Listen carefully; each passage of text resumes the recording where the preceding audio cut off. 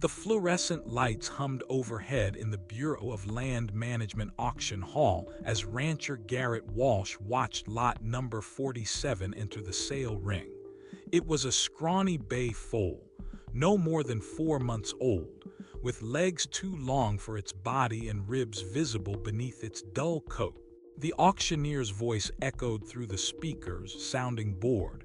Bay colt, approximately 16 weeks, captured from the Copper Hills Range. Silence fell over the arena. Nobody wanted this foal. It was too young, too small, too wild, and far too much work. Garrett had come looking for a mature gelding to replace the ranch horse he'd lost to colic the month before. He had no business buying an unweaned foal that would require bottle feeding, constant care, and years before it could earn its keep. But something about the way that little colt stood in the ring, trembling and alone, reminded Garrett of himself as a 10-year-old boy standing in a different kind of auction after his parents died, hoping someone would choose him. "Going once," the auctioneer called, his gavel hovering. Garrett's hand shot up before his brain could stop his heart. $50, he said. The auctioneer blinked in surprise, then recovered quickly. As Garrett walked to the collection area to claim his impulsive purchase, his ranch foreman, Deacon Price, appeared at his elbow with a look that said his boss had lost his mind. "You just bought a baby horse," Deacon observed in his trademark deadpan tone. "I'm aware," Garrett replied, not taking his eyes off the foal being led toward him. Deacon had worked at the Triple Bar Ranch in Nevada for 20 years, long before Garrett inherited the place from his uncle, and he'd earned the right to speak his mind. But he'd also learned when his boss had made a decision that no amount of practical reasoning would change. Up close, the foal's condition was even worse than it had appeared in the ring. He was severely underweight. His bay coat was patchy and dull, and his eyes held a weariness no 4-month-old should possess. But what caught Garrett's attention were the physical details that didn't fit the story of a wild horse captured from public lands. The foal's hooves were worn in a pattern suggesting he'd spent significant time on concrete or asphalt, not the rocky high desert terrain of the Copper Hills Range. There were marks on his legs that looked like old rope burns, carefully hidden by strategic positioning during the auction. And when Garrett ran his hand gently along the foal's neck, he felt something that made his pulse quicken. A small raised area beneath the skin, perfectly round and about the size of a quarter. It felt like a microchip, which would be normal for a domestic horse. But wild mustangs from BLM roundups didn't have microchips. Garrett said nothing about his discovery. He loaded the foal, whom he'd mentally started calling Copper for the reddish highlights in his bay coat, into his trailer alongside the hay and supplies he'd brought. During the 3-hour drive back to the Triple Bar Ranch, Garrett's mind churned through possibilities. The most innocent explanation was that Copper had been a domestic foal who'd somehow gotten mixed up with a wild herd and then captured in the roundup. It happened occasionally, though usually such horses were identified and separated. But those rope burns and the unusual hoof wear suggested something darker. Private horse theft was a problem in Nevada, with animals stolen from small ranches and either sold at auction with forged papers or quietly disappeared into the meat trade. Garrett had heard whispers of more organized operations, criminal groups using horses as part of larger schemes, but he'd always dismissed such talk as paranoid ranch gossip until now. Back at the Triple Bar, Garrett and Deacon set up the foal in a large box stall in the main barn with heat lamps, fresh bedding, and all the supplies needed for round-the-clock care. Garrett's veterinarian, Dr. Nena Castellanos, arrived within an hour of his call.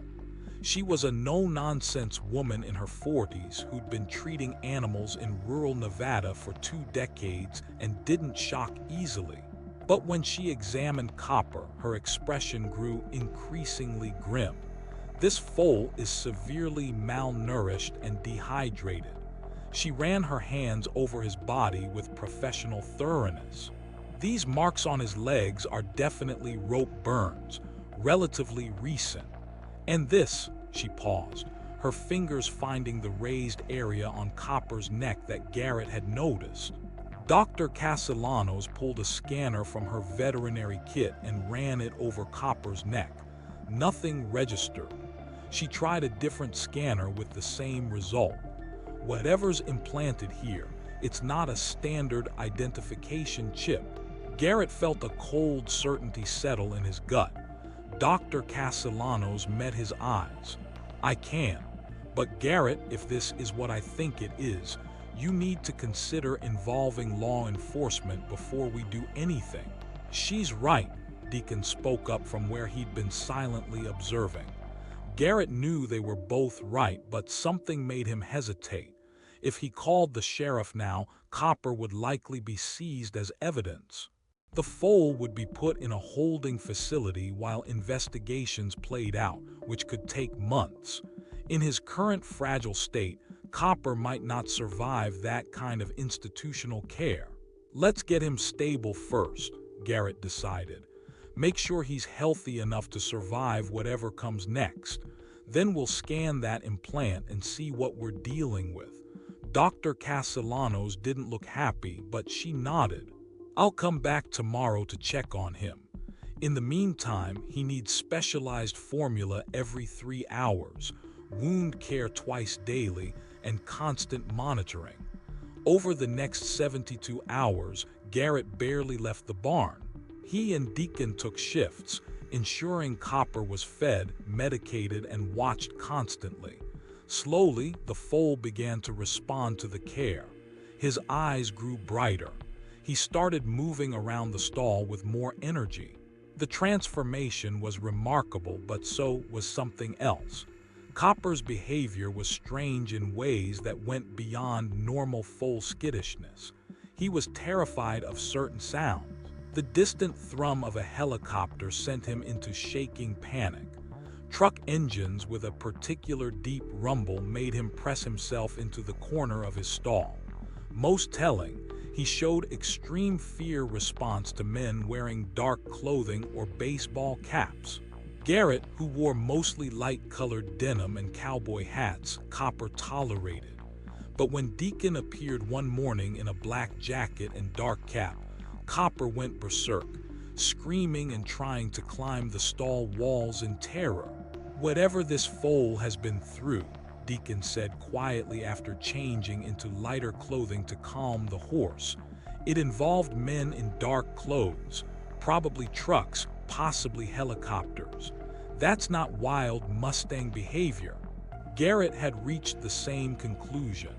On the 4th day, with Copper finally stable enough that Dr. Castellanos felt comfortable with a minor surgical procedure, they extracted the device from his neck. It was small, about the size of a large vitamin capsule, and unlike anything Dr. Castellanos had seen in veterinary practice. This is a GPS tracker, she said, examining it under magnification. Military or commercial grade. Definitely not standard animal identification. Garrett stared at the device, his mind racing through implications. Why would anyone put a GPS tracker in a foal? Deacon suggested the grim, obvious answer. They're using the horse herds. Wild Mustangs move freely across thousands of acres of desert, including areas near borders, near remote drop sites. If you track the herd movements, you can plan operations without satellite surveillance picking you up. The weight of what they'd stumbled into settled over the barn like a physical pressure. Copper wasn't just a neglected foal. He was evidence of what might be a large-scale criminal operation using wild horse herds as cover for illegal activities. Garrett made the call. Within 6 hours, his ranch was swarming with federal agents. The FBI, working in conjunction with the BLM's Law Enforcement Division, had been investigating reports of wild horse theft and suspicious activity in the remote areas of Nevada for months. The GPS tracker from Copper's neck was exactly the break they needed. Special Agent Victoria Raines, a sharp-eyed woman in her 30s who specialized in rural organized crime, listened to Garrett's account while her technical team examined the device. "This is sophisticated equipment," she confirmed. "The kind of GPS tracking that's used for covert operations. We've been seeing increased drug trafficking activity in this region, using remote desert areas that are hard to patrol."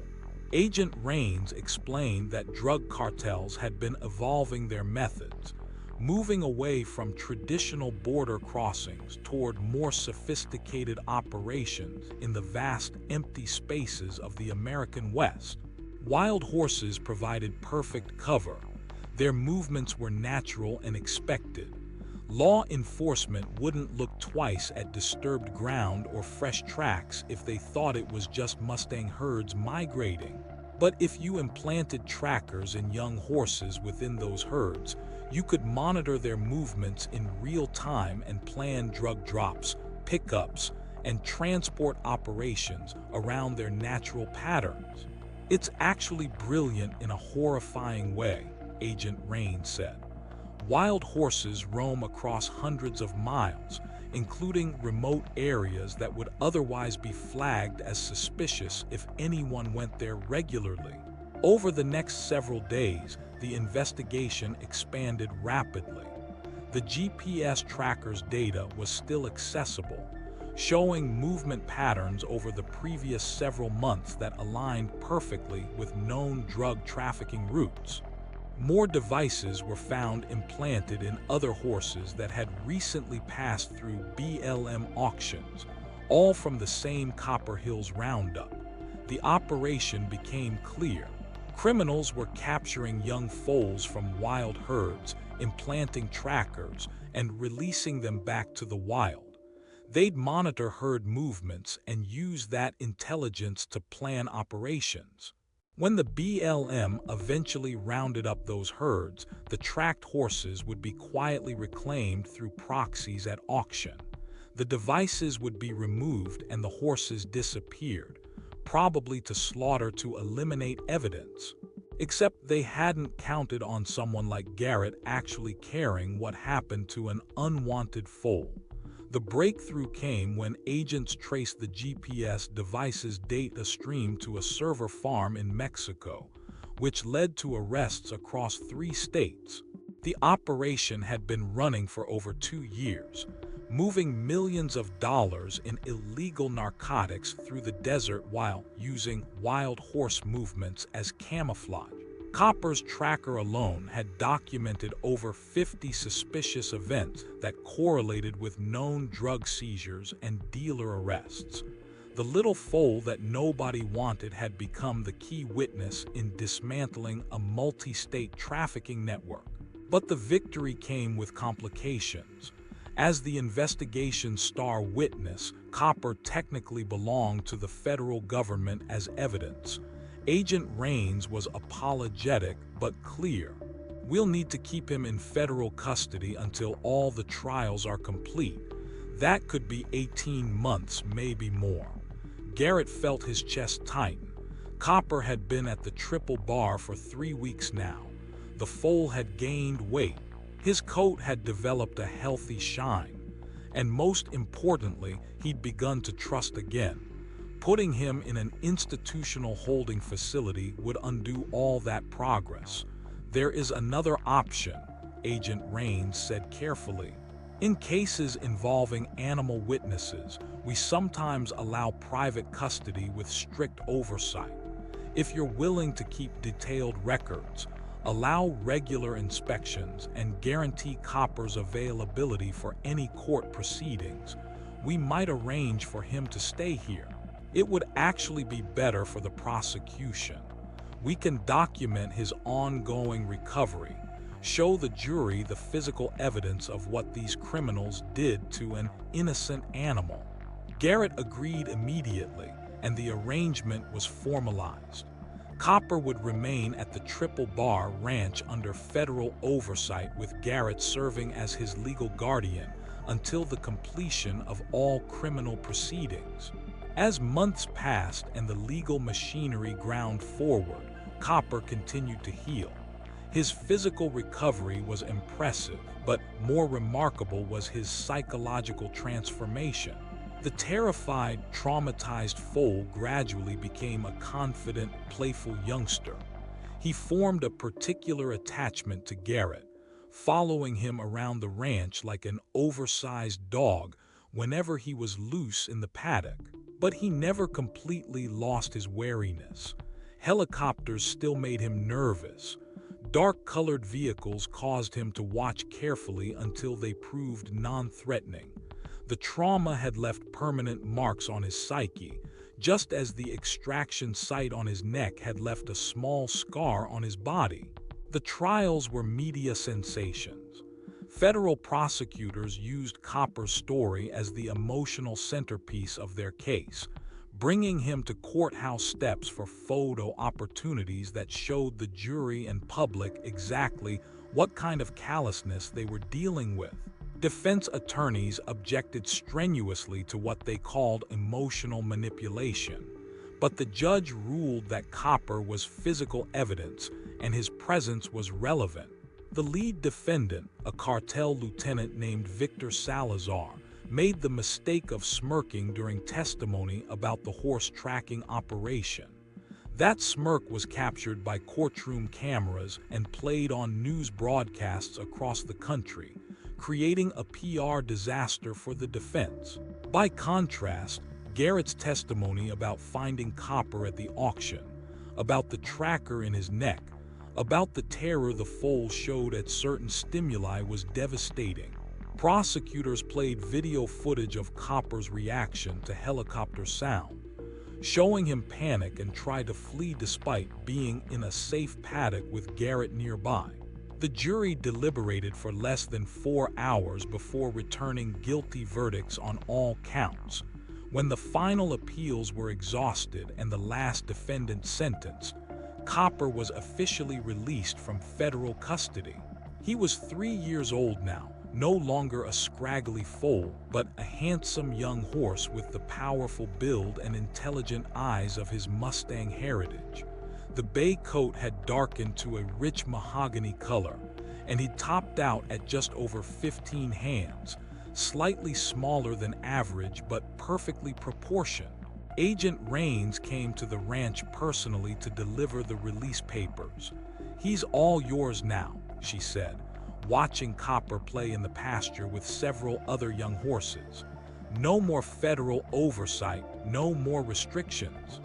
Garrett shook his head. "He was never just a horse. He's the reason we shut down an operation that was poisoning communities and destroying the desert." Agent Raines smiled.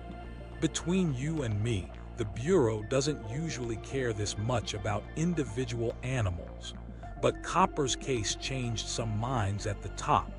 We're implementing new protocols for tracking wild horse roundups, looking for signs of tampering."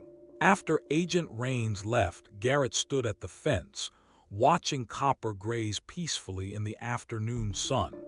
Deacon joined him, the two men standing in comfortable silence that came from years of working together. "You know," Deacon said finally, "when you bought that foal, I thought you'd lost your mind." Garrett smiled. Deacon considered. "Still a terrible investment from a pure business standpoint. That horse will never earn back what we've spent on him." But as a reminder that doing the right thing sometimes matters more than the bottom line, Garrett had to agree. The Triple Bar Ranch wasn't wealthy. Every dollar counted. By pure financial logic, buying Copper had been foolish. But there were different ways to measure worth. The foal, who'd been deemed worthless, who'd been used and discarded by criminals, who'd survived trauma that would have broken many animals, was now thriving. He'd helped bring down a criminal enterprise and had changed federal policy. Most importantly, he taught Garrett and everyone at the ranch a lesson about looking beyond surface value, about how the most broken and unwanted among us might be carrying secrets that could change everything. The years passed quietly after that. Copper lived out his life at the Triple Bar, never ridden but free to roam the ranch's extensive pastures. He became something of a legend in rural Nevada, the horse who'd helped the FBI. Visitors would sometimes stop by hoping to see him, and Garrett would usually oblige if Copper was near the front pastures. But the horse himself seemed unaware of his fame. He was content to live simply, to graze with his small herd, to run across the desert landscape that was his birthright. On warm summer evenings, Garrett would sometimes saddle one of the ranch horses and ride out to check on Copper. The bay horse would lift his head from grazing and watch Garrett's approach with calm recognition. No longer the terrified foal, but not quite domesticated either. Something in between. Wild enough to choose his own path, but trusting enough to know that not all humans meant harm. One such evening, as the sun painted the desert in shades of copper and gold, Garrett sat on his horse, watching Copper play with a younger horse, the two of them running and bucking in the cooling air. Deacon rode up beside him, the two old friends sharing the moment. "He's happy," Deacon observed. "More than that," Garrett replied. "He's free." Deacon nodded slowly. "You think he remembers the bad stuff?" Garrett watched Copper rear playfully, his mane catching the sunset light. "I think he remembers enough to appreciate what he has now." As they rode back toward the ranch buildings, Copper's distant whinny followed them across the desert, a sound of pure contentment that carried on the evening wind like a promise that some stories, even those that begin in darkness and cruelty, can find their way to light. If Copper's story touched your heart, make sure to subscribe to our channel and share this video with someone who needs reminding that every life has value, even those society overlooks. Have you ever rescued an animal and discovered they were far more than they first appeared? We'd love to hear your stories in the comments below. Remember, sometimes the smallest acts of compassion can unravel the biggest injustices. Until next time, look closer at the overlooked. Listen to your heart over your wallet and trust that doing the right thing brings rewards beyond any price tag.